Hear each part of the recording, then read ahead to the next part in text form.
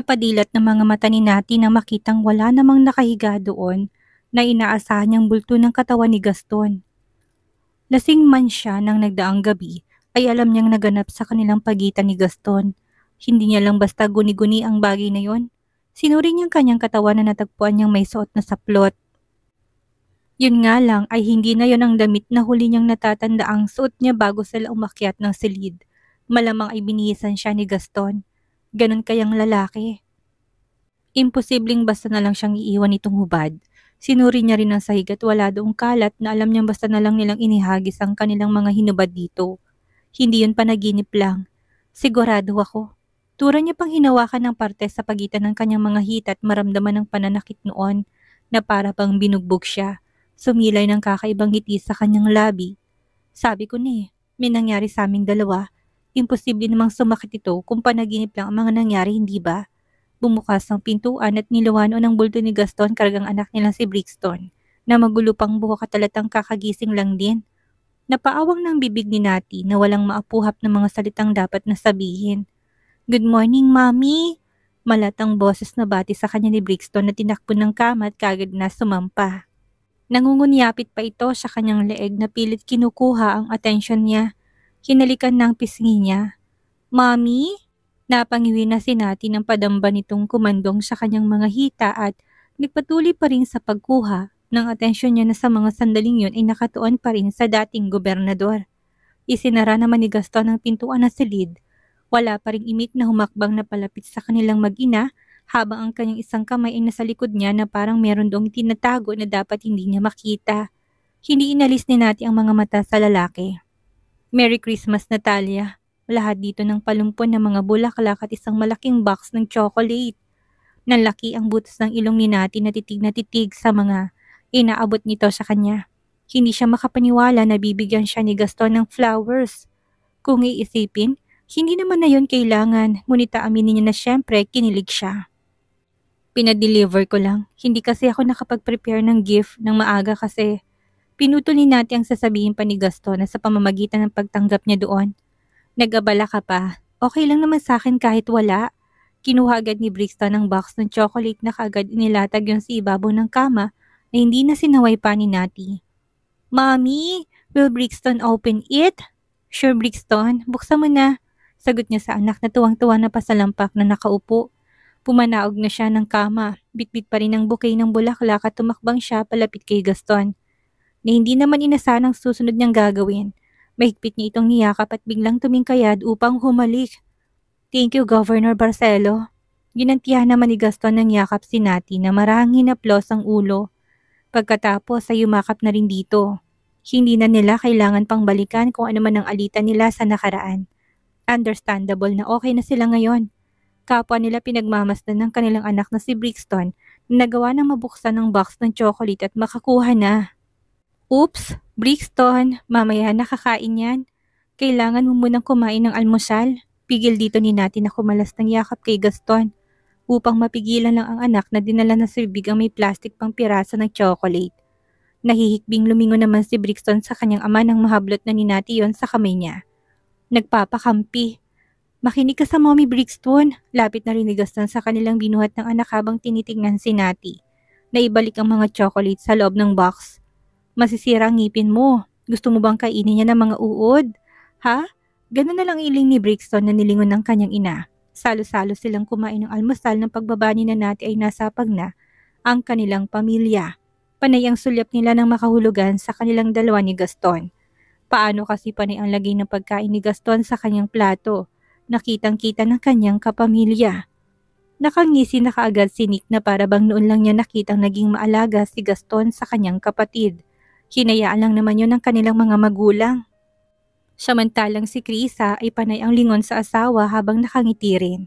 Hindi yun nakaligtas sa mapanuring mga mata ni Nati na naiilang na, pero hindi na lang siya nagreklamo pa.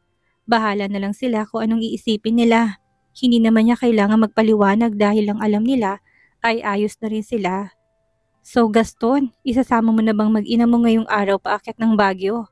Tanong ni Mrs. Bentacourt dahil nakausap niya ito kanina, nagpaalam mauuna na siyang umakyat ng Baguio at hindi na sasabay sa kanila bukas. Uminom na muna ng tubig si Gaston bago sumagot. Nasa kanya ng atensyon ng lahat na maging sinati ay hindi na nagtaka. Kung sasama na po sila sa akin, isasama ko na sila ngayon. Isama mo na, walang sasakyan yan. Puno na kami. Sinik na biglang naging pala desisyon. Nati, sumabay na kayo ni Brixton kay Tito ngayon. Hindi tayo kakasya sa sakyan. Baling pa nito sa kapatid na batid ni Nati na imposibleng mangyari. Ang dami nitong sasakyan sa garahe at pwedeng ipadrive sa kanya o sa isa sa mga tauhan ni Gaston. Ganun pa man, hindi na rin niya ipinilit pa na tanggihan yon. Sa katunayan ay bigla siyang naging excited na sasabay sila kay Gaston. Magpapatumpik-tumpik pa ba siya doon? Siyempre hindi niya napalalampasin pang pagkakataon. Sige, tipid na sagot niyang malapad na ikinangisi ni Nick. Kilala niyang kapatid na tatanggi kung hindi pa rin sila okay. Binanggit yun ni Krisa sa kanya bago matulog na nagdaang gabi. Nilingon na niyang asawa. Si Nixa, ayaw niyo pa bang pasabayin sa amin? Para naman may kasama tong si Brixton at hindi maboard sa sasakyan. Napalingon na si Nixa sa kanila nang marinig ang kanyang pangalan. Nakuha na kaagad kung anong pinag-uusapan. Hindi, sa amin na siya sasabay, baka mamaya maging pasaway lang yan. Mahirapan pa kayo. Nixa will behave, Daddy. Sasama na ako kina Tita Natit Lolo Gov. Please? Pinagsaliko pa ang mga kamay niya. Wag na apo, sa amin ka na lang sumabay para naman hindi maboard ang lola paakyat ng Baguio. Entrada na ni Mrs. Bentacourt dahil paniguradong pagbibigyan na naman ni Nick ang pagmamaharipit ng kanilang panganay. Sa bandang huli hindi nakuha ni Nick ang kanyang gusto na pinagbigyan ng kahilingan ng kanyang lola. Ang mag-anak ni Nanati ang umalis ng hapong iyon na nagpasundo na lang sa chopper upang wag maipit sa traffic. Ganun na lang ang tuwa ni Brixton dahil first time niya ring sumakay ng chopper kasama kanyang mga magulang. Natalia, Brixton! Salubong ni Doña Josefina na halos mapunit ng labi sa lapad ng mga ngiti. Mahigpit na yakap ang isinalubong ng matanda sa kanilang mag-ina na noong una ay kinailangan pa ni Nati. Hindi naman kasi sila sobrang close nito para kaagad na mapalagay ang kanyang loob. Medyo naiilang man ay nagawa pa rin niyang pakibagayan ng matandang Donya na nakita na niyang parang naluluha na sa labis sa sayang naroroon na sila. Mabuti naman at naisipan niyang umakyat ng Baguio. Anang matanda na hinanap ang mata ni Nati. Ngumiti lang naman ang babae sa kanya. Nag-apuhap na ng isasagot. Ang tagal nung huli tayo nakita. Ang laki mo na, Brixton. Ngumiti lang si Brixton na bagamat medyo takot sa matanda, ay nagawa pa rin itong ngitian ito matapos na magmano. Nangunyapit na siya sa isang hita ng ina at hindi na sumagot sa mga tanong pa ng matanda kay Brixton na mahihiyaing bigla. Hindi naman siya itinulak ni Nati dahil kilala niyang anak na una lang naman nahihiya. Kapag lagi na nitong nakikitang matanda, ito na ang kusang lalapit dito upang makipag-interact. Ganun naman palagi ang kanyang anak. Mama, sabi ko naman sa'yo, sa loob mo na kami hintayin. Reklamo agad ni Gaston na makalapit na sa kanila. Medyo natagalan ito dahil kinuha niya pa ang kanilang mga gamit na dala. Nilingan na ito ni Doña Josefina na hindi pa rin napapawi ang mga ngiti sa kanyang labi. Hindi matahasang sabihin pero nakalarawan doon na sobrang proud siya sa anak dahil nagawa nitong maisama ang kanyang mag-ina paakyat ng Baguio na ang huling balita'y nasa Canada sila. Naku, huwag mo na akong pagalitan. Sobrang namiss ko lang talaga itong mag-ina mo. Palo pa ni Doña Josefina sa isang balikat ni Gaston. Tumawa pa ang matanda na animoy nakikipagbiruan sa kanyang sinabing anak na bunso. Iha, mabuti naman at niisipan mong patawarin ni itong bobong magdesisyong si Gaston. Naku, kung anong galing sa negosyo pagiging abogado.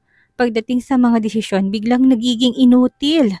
Akala mo naman pabata na siya. Natawasin natin ang mahina sa ginamit na salita ng kanyang ina. Sinulya pa na si Gaston na halatang napapahiya at pakasiyon sa pamumula ng kanyang magkabilang tainga. Ilang beses itong iniiling ang ulo at hinarap ng ina niya. Mama, may batang nakakarinig sa'yo. Gusto mo bang gayahin ka ni Brixton? Nasa age pa naman siya ng gaya-gaya. Pinanliitan ng matandang mga mata ni Gaston na halatang wala itong planong tantanan ng anak sa mismong harapan ng kanyang mag-ina. Gusto niyang matauhan na ito at sa mga susunod na panahon ay hindi na niya uulitin pa ito. Kailangang isampal yun sa mukha ng anak upang magising. Kung hindi yun mangyayari, pupulutin na ito sa pansitan. Oh, bakit hindi ba? Kung hindi pa kita ipinagtabuyan, wala kang plano. Napakabagal mo talaga. Pasalamat ka dapat. Binuhat na ni Gaston si Brixton at sa harap ng ina hinapit na sa bewang si Natty. Matapos sa niya sana mga caregiver, naalalay na rin ang ina upang makabalik na sa loob ng kanilang mansyon. Agad naman silang tumalima. Ang ilan sa mga maid ay nagkusa ng kinuha. Ang mga malatang dala na inutos ni Gaston dalhin sa kwarto nila. Brixton, tamang-tama marami kaming napitas na strawberry kanina sa greenhouse. Sa likod ng mansyon. Hindi ba favorite mo yon? Kuha pa ni Doña Josefina sa atensyon ng kanyang apo na naibaba na ni Gaston sa pagkakabuhat. Dahil nasa loob na sila ng mansyon, bumitaw na rin siya sa bewang ni Natty na muli pang gumalang tingin sa kanilang mansyon. Mababa ka sa mga mata ni Natty na namiss niyang lugar na yon. Matagal na rin nung huling napunta siya ng Baguio. Hindi pa siya noon buntis kay Brixton. Ganun pa man inapunan niyang wala namang gaanong pinagbago ang lugar. Napalitan lang ng mga kortina, bukod doon ay wala na. Maging ang ayos ng mga upuan ay nanatili sa dating pwesto nila. Napalinga na si Natty kay Gaston nang maramdaman niyang inakbayan siya nito. Nang iangat niya ang tingin ay natagpuan niyang maaliwalas na mukha ng dating gobernador na pati ang mga matay nakangiti sa kanya. Opo, Lola. That's Brixton's favorite po. Bibong sagot ni Brixton na bagamat nahiya ay halatang may rapor na sa matanda na makailang beses niya ng tinitigan at hindi nilulubayan ng mga mata upang kanyang kilalanin kung sino. Great! Hayaan mo't habang nandito ka, magsasawa ka sa strawberry. Marahang haplas pa na matandang Donya sa ulo ng kanyang apo na binigyan lang siya ng matingkad na ngiti. Nakita niya ditong batang Gaston sa edad ngayon. Sana sinama niya na rin si Nixa para naman hindi nag-iisa itong si Brixton. Hirit pa ng matanda na nilinguan ng anak. Nakangiting lumbas na si Vanji kung kaya naman hindi na nagawa pang sumagot ni Gaston sa tanong ng ina. Agad itong nagmano si Natty matapos na yumakap. Matagal na panahon na noong huli niyang nakita rin ang matanda. Tita Vanji, ano sikreto mo? Bakit parang hindi ka man lang tumatanda? Ano pa ba? Di fresh air. Kaya kayo nitong si Brixton dito na kayo tumira kapag nagsettle na kayo nitong si Gaston. Singit ni Doña Josefina na malakas na ikinalahalakhak ni Gaston nang dahil sa biglaang pamumula ng mukha ni Natty. Mama, tama na. Pulang-pula na si Natalia Pasimpleng kinurot ni Natty ang tagiliran ni Gaston. Na halatang halata at tuwang-tuwa sa istura niya. Pangarap niya kaya manirahan sa mansyon ng mga Barcelo. Isa pa yung klima sa lugar ng habol niya. Hindi sa itinatakwil niyang siyudad kung saan siya lumakit para sa kanya kasi ibang-ibang bagyo sa Manila. Hindi niya yun magawang i-explain. Sina Krisa, kailan ang akyat nila dito? Sabik na tanong ni Vanji na tinignan na si Brixton habang nakangiti. Bukas pong plano nilang umakyat. Bakit hindi nila pinasabay si Nixa sa inyo? Naku, ang damot po ni Kuya Nick. Akala mo naman aapihin natin ditong kanyang anak. Ayaw payagan. Sumbong pa ni Natty na piniikot ng mga mata habang nasa harap ni Vanji na natawa lang. Napaka-protective nila kay Nixa. Naku, hayaan mo ng kapatid mo, Iha. Alam mo naman na very expensive baby si Nixa. Literal ang expensive niya. Alo niya kay Natty na para bang magkakasala si Vanji sa mag-asawa kung magsasalita pa ito ng kung ano-ano. Mainit ang naging pagtanggap kina Natty sa mansyon. Habang nasa silid at nagpapalit ng pangbahay na damit sina Natty at Gaston, nasa kusina naman ng mansyon si Brixton at binubusog ni Doña Josefina ng kung ano ng pagkain upang manatili lang ito sa kanyang tabi. Bagay na game naman si Brixton na unay nilantakan ng strawberry fruits na maligayang inihain sa kanya ng matanda. Kain ka lang apo, marami yan. Meron pa doon sa fridge. Tuwang-tuwang utos na matanda kay Brixton na ngumiti lang, tumingkay at pangiti ng matanda ngayong alam niya na mukhang ito na ang simula ng paglagay sa tahimik ng kanyang anak nang akala niya ay magiging matandang binata at hindi mag-aasawa. Nanlalaki ang mga matang pinalo ni Natty, ang palad ni Gaston nang maramdaman niyang yumakap ito mula sa kanyang likuran habang nagpapalit siya ng damit. Nakapalit na siya ng pants ngunit hindi pa ang pang-itaas na suot. Tigil nga, baka mamaya biglang umakyat ditong mamamot kasama si Brixton. Asik pa niya habang nandidilat na humarap na kay Gaston na pinapungayan na niya ng mga mata. Mamaya na lang, hindi ka ba napapagod ha? Bugbog pa tayo sa biyahe. Uso nang magpahinga na muna.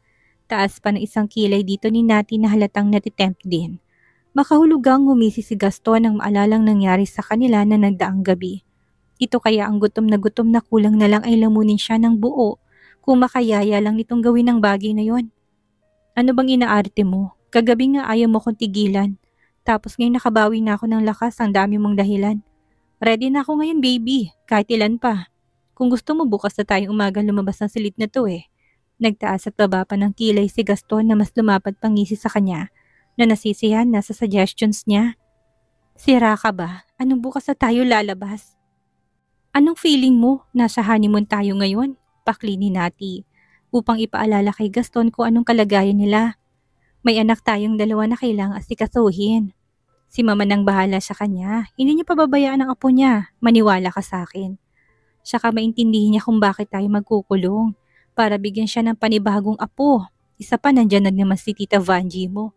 Bahagyang tinukod na ni Nati ang kanyang dalawang kamay sa dibdib ni Gaston upang palayuin ito sa katawan niya. Nantangkain nitong halikan ng leeg niya. Alam na alam talaga nitong nandun ang buton niya at unang matuturn on. Ilang beses na ipinilig ang ulo kahit ng katawan niya naguhumiyaw na pagbigyan ng hiling ng lalaki. Kailangan niyang manduhan ng sarili. Hindi siya pwedeng magkalat lalo na kung nasa mansyon siya ng mga Barcelo. Kahit na, hindi makakatulog si Brixton kung hindi niya ako maaamoy. Ayaw mo ba? Parang batang atras na ni Gaston upang bigyan ng distansya ang kanilang pagitan. Sa kanyang hilatsa ng mukha ay napipintong pagtatantrums nito dahil lang hindi niya magawang makuha ang kanyang gusto ngayon. Naayos na ng mga maid na inutusan ni Gaston na ilagay sa cabinet ang laman ng mga malatang dala ni Nati kung kaya naman wala na siyang maindahilan na kailangan nilang unahing harapin kaysa sa kung anong bagay. Kung pagbibigyan naman niya ito, paano na lang kung biglang umakyat ang mama ng lalaki kasama ang kanilang anak? Paano pagtatago ang kanilang gagawin? Lalo na kung nasa gitna at kasarapan sila sa kanilang ginagawa. Paniguradong mabibitin silang dalawa at hindi lang yon, magiging kahiya-hiya pa rin yon sa mga mata ng matanda. Kung kailan ganadong-ganado naman ako at kaya kong ibigay ang hiling mo. Saka naman ayaw mo. Kagabi nga para na akong lantang gulay tapos ikaw, ayaw mo pang tumigil. Akala mo hindi ko yung tanda? Tinawid na ni Nati ang distansya nila upang takpan lang ang bibig ni Gaston na paulit-ulit at binabalikan ang nangyari na nagdaang gabi. Ayaw na nga niya yung balikan pa dahil sa unang pagkakataon itinubuan na rin siya ng hiya. Hindi niya maintindihan kung bakit ganun ang katawan niya. Oo na, she loves making love or sex sa past na relasyon niya. Ngunit pagdating kay Gaston, hindi niya mapigilan ang kanyang sarili. Marahil isa sa mga factor noon ay yung nalaman niya ito rin pala ang lalaking unang nakatikim ng kanyang sariwang katawan. Isa rin siguro to sa dahilan. Bakit ayaw mo pag-usapan natin? Nahiya ka ngayon sa mga ginawa mo sa akin. Nilamog mong katawan ko. Pinagulong-gulong mo pa kaya ako. Hinigop mong lakas ko. Inubos mong maraming katas ko, Natalia. Akusasyon pa nitong kulang na lang ay umabot ng ngiti sa magkabilang niyang tenga. May narinig ka bang reklamo mula sa akin? Wala. Ibinigay ko lahat ng gusto mo upang maligaya ka ng walang pangamba. Bakit ka naman mahihiya? Sinapak na ni Nati sa tiyan si Gaston na hindi napaghandaan ng dating gobernador upang tumigil na ito sa pagsasabi ng kanyang mga kalokohan. Kahit na alam niyang totoo naman talagang nangyari yon. Madrama nitong hinawakan ng tiyan na sa totoo lang hindi naman masakit. Umaarte lang si Gaston upang makuha ang kahinaan ni Nati. Nakaagad niya nakita nang mawalang ngisi nito sa bibig at mapalitan niya ng labis na pag-aalala sa ikinikilos niya. Madrama pa kasi itong ika-ikang nagtungo sa ibabaw ng kama upang maupo. Agad naman siyang sinundan ni Nati. Nalalamig ng katawan dahil baka nga totoong masakit ang tiyan ng lalaki. May ipapahamak niya pa talaga ito dito. Seryoso ba? Mahina lang naman ang palo ko ah. Nakakainis ka naman. Ibaba mo nga ako. Malakas na siya dong napairit. Nang biglang yakapin ni Gaston at iupo sa kanyang kandungan at halikan ng kanyang batok. Bagay na hindi niya napaghandaan. Walang pakundangan na nanayo ang kanyang balahibo sa katawan. Hindi pa doon nakontento si Gaston na parang una lang na inihagis ng katawan ni Nati sa ibabaw ng malambot na kamat dinaganan na upang wag itong makatakas. Lumakas pang irit ni Nati na kilig sa mga ginagawa ni Gaston na unti-unti naglaho ng lumapat ng labi ng lalaki sa kanyang bibig at dahan-dahan siya nitong halikan habang magkahinang ang kanilang mga mata na para bang tinitingnan ng dating gobernador kung anong magiging reaksyon niya sa halik na ginagawa niya. Dahan-dahan lang ang naging halikan nila na para bang dinadama lang ang lambot ng labi ng bawat isa. Halik na kahit ganun ay nagawa ng sindihan ng invisible na init ng katawan nila. Pagkaraan ng ilang minutong halikan nila ay tinukod ni Gaston ang magkabila niyang kamay sa gilid ni Nati at bahagyang iniangat ang kanyang katawang nakadagan. Binasa pa ng lalaki at bahagyang kinagat-kagat niya ang labi. Ano, pagbibigyan mo ba ako o hindi? Tanong nito na para bang pang-ultimatum na yon. Binuka ni Nati ang bibig ngunit bigla naman yung inangkin ni Gaston. Dahilan upang hindi siya makapagsalita. Oo, hindi. Muling tanong nito nang tanggalin ang lapat ng kanyang bibig na may kakaiba ng kahulugan ng ngiti. Daman na kasi ni Gaston na konti na lang at bibigyan na si Nati ang hiling niya. Hindi siya nito magagawang tiisin. Pinatulis na ni Nati ang kanyang bibig habang nalalaki ng butas ng kanyang ilong. Nanatili pa rin ang tingin sa mga mata ni Gaston. Mali, sa labi ng dating gobernador na pulang-pula na parang bagong pitas lang ng strawberry. Inaanyayahan ng babae na muling halikan yon habang nagpapatangay na sa agos ng mga pangyayari. Paano ko sasagot kung